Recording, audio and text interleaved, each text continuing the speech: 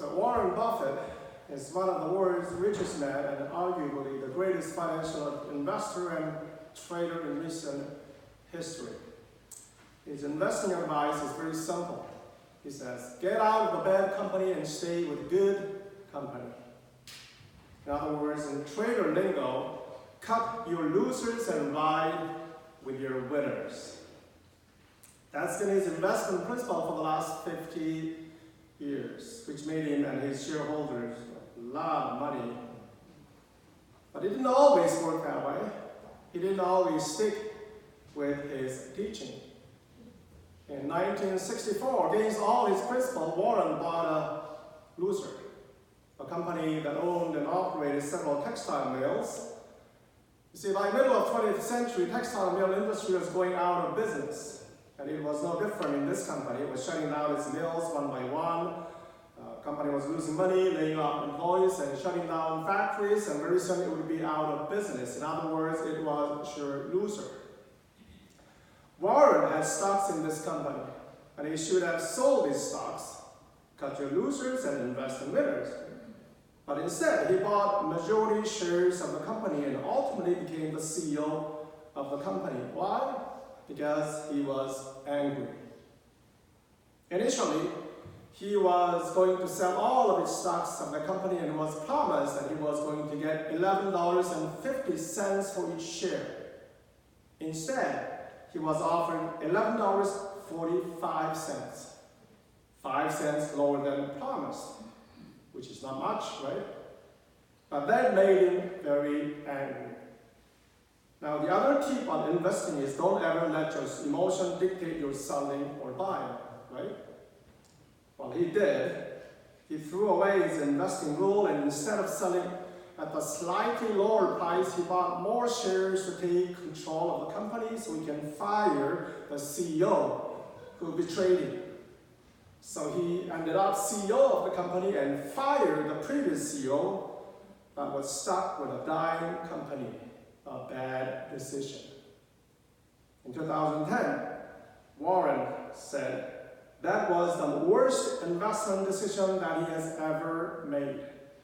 He acted exactly opposite to his investment principles, cutting your losers, and instead he took the loser and paid a heavy price along the way, all because he was angry.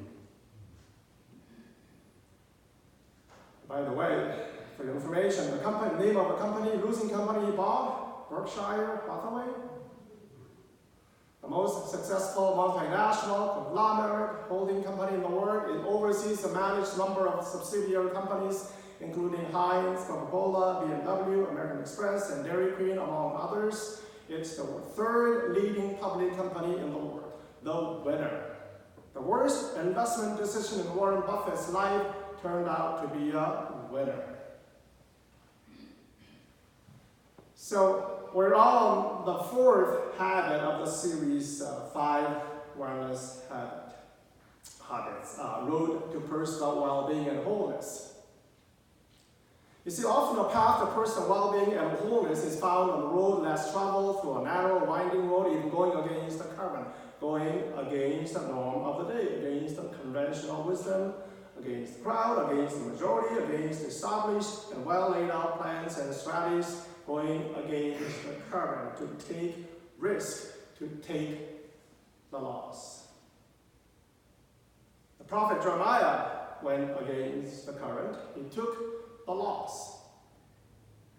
God says to Jeremiah, Jeremiah, this is what I'd like you to do. Take the loss. Not exactly in that sense, but very close. So sort of my paraphrasing of what God says. Jeremiah, buy, purchase, invest in the land that you are about to lose. Your cousin will come to you and ask you to buy this land. Don't hesitate, Jeremiah. I want you to buy the land. So when his cousin came to Jeremiah to sell the land in Judah, Jeremiah bought the land, invested in that land. Now, there's nothing wrong with buying a plot of land. It's never wrong to invest in a plot of land as long as the land belongs to you after you buy it. Right? The problem was, soon after the land was purchased, the Babylonian kingdom invaded Judah. for the second time, and eventually destroyed the Jerusalem temple, destroyed cities, villages, farms, killed many people, left the land of Judah in total ruin, and took most of the Israelites into their own kingdom as slaves, exiled for many, many years. In other words, Jeremiah was investing in a plot of land that was going to be handed over to the enemies soon after he bought. So why would you want to buy a land that was going to be ripped away from you soon after? I mean, Jeremiah knew it, and the cousin knew it, and the whole Israelites knew it, but Jeremiah took the loss anyway. Why? Was he crazy? Maybe. Was he a fool? Maybe. Why? But not because he was angry like Warren Buffett. But because of God's promise.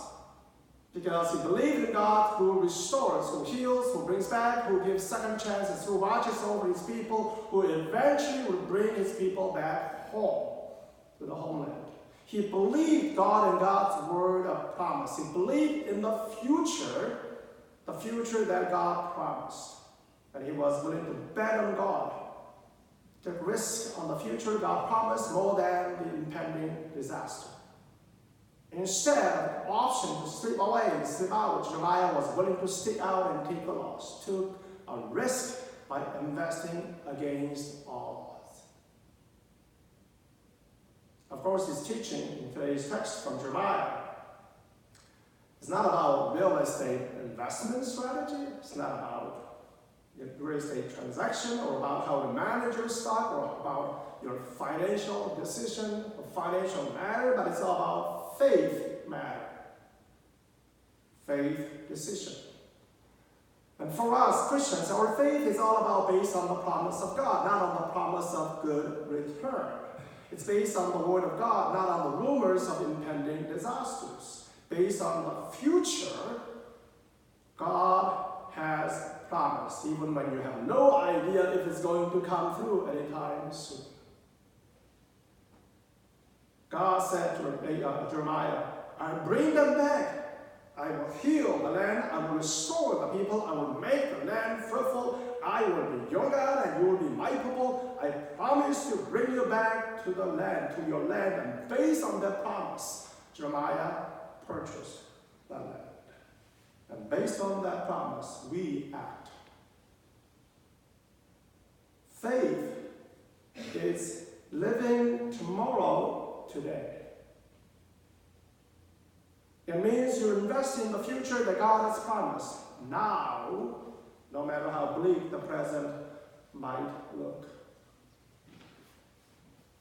And we all need to make our life decision based on our faith, whether you're a Christian or not, regardless.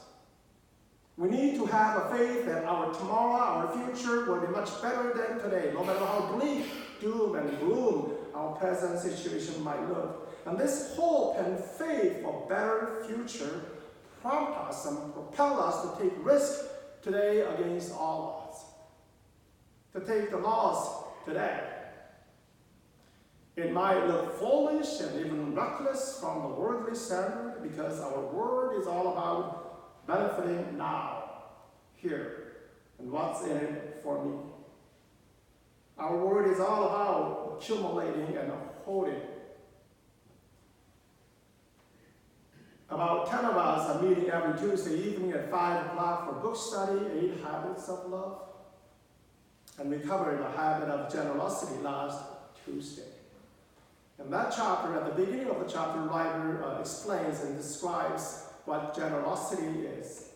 And he says, and very simply, it's a continuous flow of giving and receiving. Inflow and outflow, like Jordan River. At the Dead Sea, at the end of Jordan River, only takes in the water from Jordan, but there's no outlet. Nothing goes out. Just takes in and hoard, accumulate. Nothing lives in the Dead Sea. It's dead, only good for tourists coming to take bath in the salty water. The assumption out there in our world is all about now and here. What's in it for me, now and here. So we take in as much as we can and hold on to them and draw the line, build a fortress, take the winners and cutting the losers, and looking after our own well-being. Not realizing that we are all in it together. That our well-being is dependent on others' well-being. That our future well-being is dependent on how we take risks now to improve the well-being of others. How we need to take the losers. How we need to go against the norm of this world. That if we just keep on taking in only and stop the outflow, we get stuck, dead in hell. Jesus tells a parable of rich man and poor man. The rich man has everything he desires. He indulges himself in his wealth.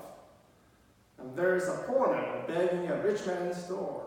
But the rich man is oblivious to his presence, his neighbor's condition, and the poor man dies and goes to heaven. And the rich man also dies, but he ended up in hell. All of a sudden, there is a reversal of situation. The poor man is looking down from heaven, while the rich man is looking up from hell. A complete change of fortune. Now, this parable describes how many of us in this world, how we deal, how we relate with our wealth, with our rich, with our money, and how we interact with one another every day.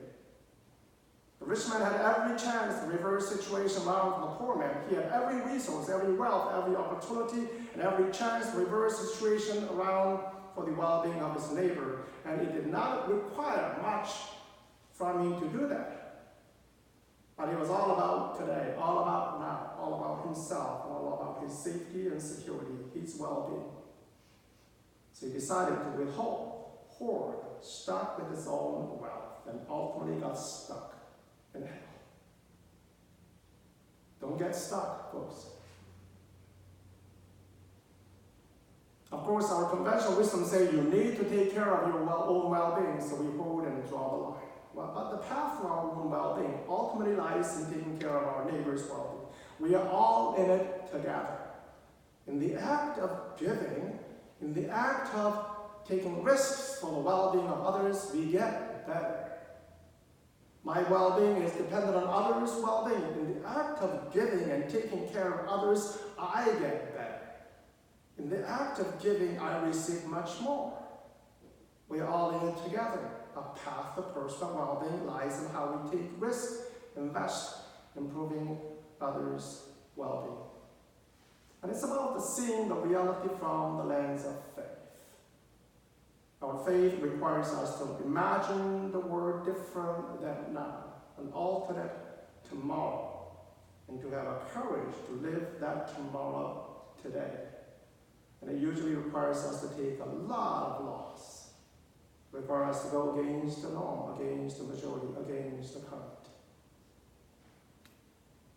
If you were to know what your future will be like, and if you have a chance to reverse the future by investing, living differently now, would you live differently? Would you take risks now to invest in tomorrow, even if it means that you will take the loss? So the last week, Friday, I was at the strike, climate crisis strike. There were over 100,000 people on the Canby Bridge, marching. Oh, I just fell with young people.